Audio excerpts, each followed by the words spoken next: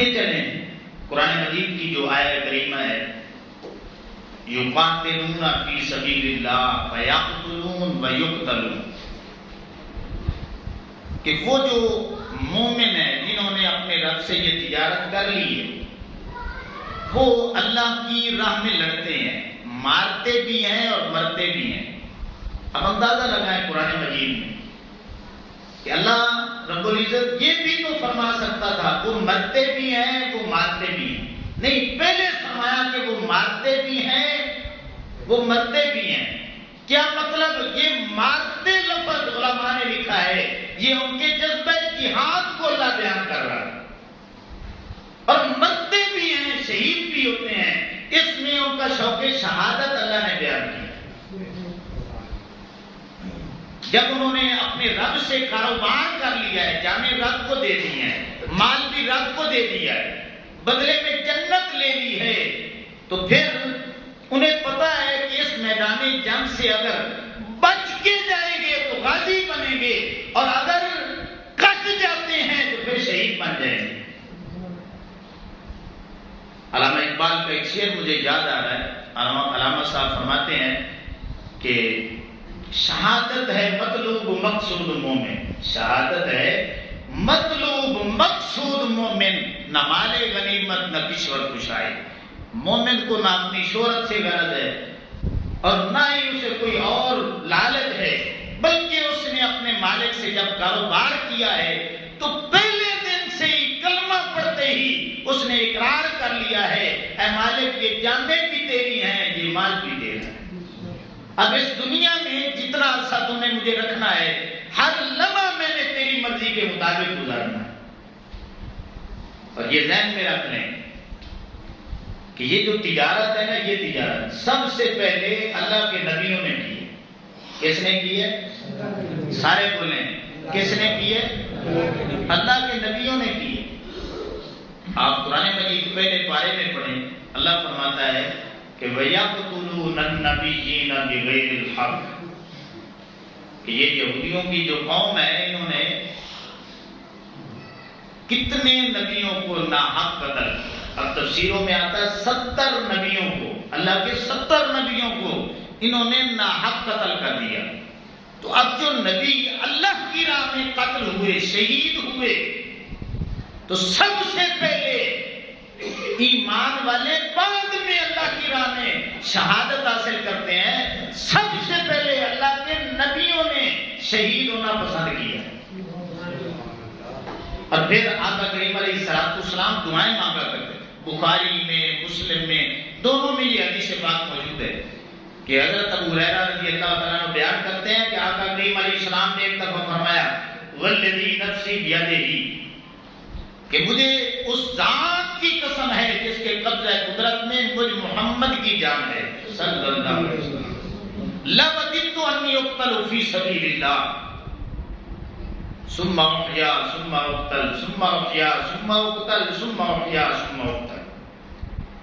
ایک حدیث پاک میں 2 بار، دوسری میں 3 بار اور چوتھی میں 4 بار آقا کریم علیہ السلام نے فرمایا کہ مجھے اس ذات کی قسم ہے جس کے قبضہ قدرت میں مجھ محمد کی جان ہے، اور مجھ محمد کی یہ خواہش ہے اے میرے غلاموں کہ میں اللہ کی راہ میں مارا جاؤں، پھر زندہ کیا جاؤں، پھر شہید کیا جاؤں، پھر زندہ کیا جاؤں، پھر شہید کیا جاؤں، پھر زندہ کیا جاؤں۔ تو گویا آقا کریم علیہ السلام اپنے غلاموں کو یہ بتا رہے ہیں کہ میں نے بھی اپنے رب سے وہ تجارت کر لی، اور اس تجارت کا جذبہ پیدا کرنے کے لیے آقا کریم علیہ السلام نے یہاں تک ارشاد فرمایا کہ من مات ولم یغزو ولم یحدث به نفسه علی شعبۃ من النفاق، کیا میرے غلاموں سن لو، میرا کلمہ بھی پڑھتے ہو اور اگر تم جہاد نہیں کرو گے اور کم از کم تمہارے دلوں میں اگر اس جہاد کا خیال بھی نہیں آئے گا تو یہ مت سمجھنا کہ ہم مومن ہیں، جب موت آئے گی تو پھر سمجھ لینا تمہاری موت منافقت پہ ہو۔ جب تک یہ تجارت رب سے نہیں کرو گے اس وقت تک تم مومن ہی نہیں ہو۔ پھر آگے آقا علیہ السلام نے یہاں تک بات ارشاد فرمائی کہ من سأل اللہ الشہادۃ بصدق بلغہ اللہ منازل الشہداء وإن مات علی فراشہ.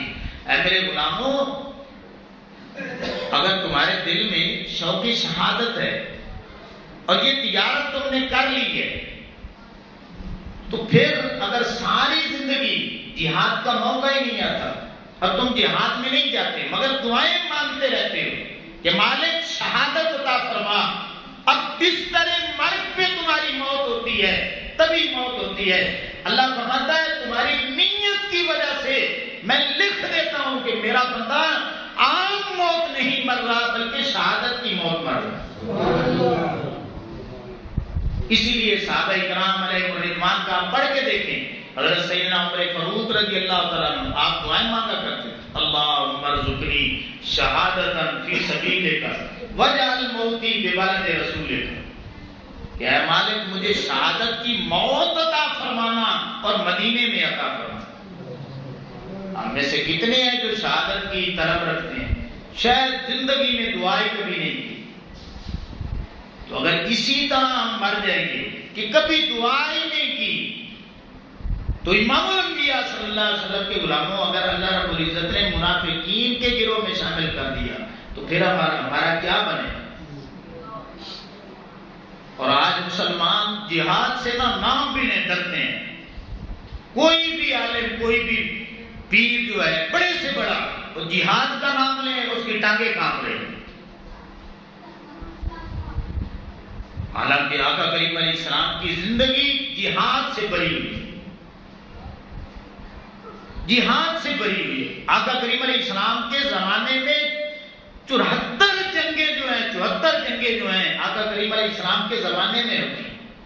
27 میں آقا کریم علیہ السلام بنفس نفیس خود شرکت فرماتے ہیں. اور آج ہم بیٹھے ہیں، ہمیں اپنے بچوں کی، اپنی جناب کی مال کی اور دنیا کی بس پڑی ہے، دعا بھی کرتے ہوئے ڈرتے ہیں ممکن ہے شہید ہو جائے.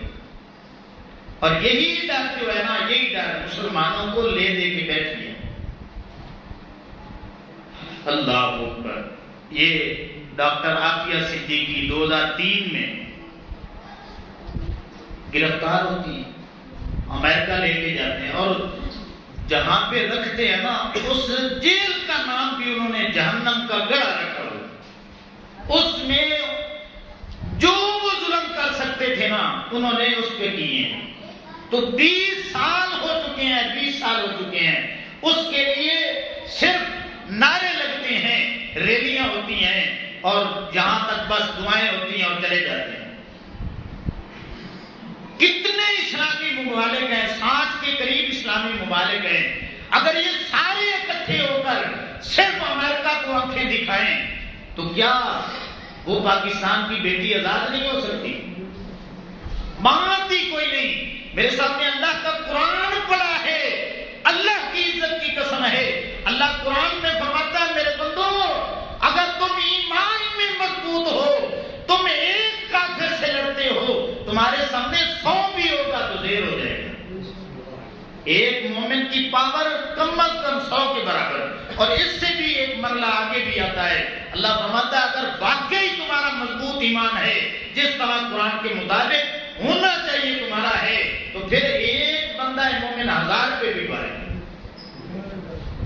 جب مسلمانوں نے جہاد کا نام ہی لینا چھوڑ دیا، انہیں پتا ہے اب کسی نے نہیں اٹھنا، مسلمان سو چکے ہیں، بس اپنی اپنی پریشانیوں میں ہیں، تو پھر کون اسے چھڑا کے لے آئے؟